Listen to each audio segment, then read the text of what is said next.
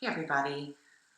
This week I'm going to talk to you about an experience that I had last week in group around a pretty serious topic, suicide and suicidal ideations.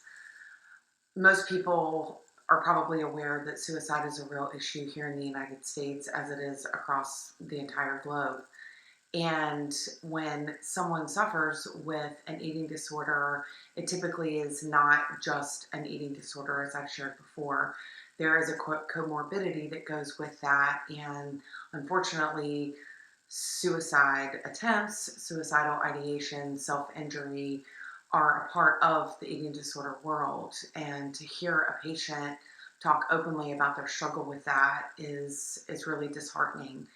And we, ironically enough, just did a presentation in my child and adolescent mental health class last week where a group of us got together and gathered information on adolescents from the age of 10 to 19.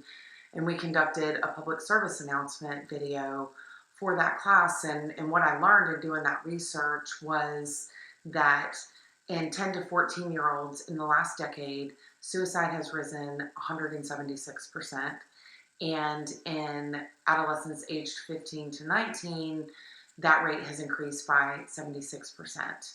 And that's a real problem. And to see a patient in treatment, trying to get better, who is still struggling with those suicidal thoughts and, wondering if that's actually an option is a mental health crisis. And I can't help but think about what's going on in our world today. And they've done some research, but because the coronavirus is still fairly, it's within the last year, they've only been able to do so much. But psychologists and psychiatrists and mental health professionals worry about the increase in the suicide rate that the coronavirus is going to produce. And what they've already seen in the increase of mental health issues, alcoholism, drug addiction, and I know from experience in my internship and my field placement that eating disorders have risen in the last 6 to 8 months as well.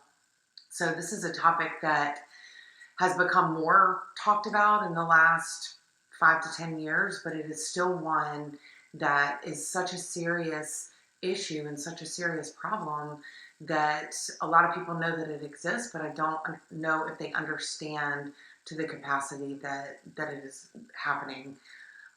So that experience for me was eye-opening, and it wasn't that I wasn't aware that suicidal ideation is an issue or a problem, but just to see someone genuinely wanting to get better and do something about this serious health problem that they have, but having those persistent thoughts. So I'm glad to know that they are in treatment and they are actively seeking help for this issue. And I thought that it was important to share that. I know that most of the time I try and share positive stuff, and this is a very positive experience, but this is a very serious issue and topic that I believe needs to be talked about more. So I really appreciate you listening, and thank you.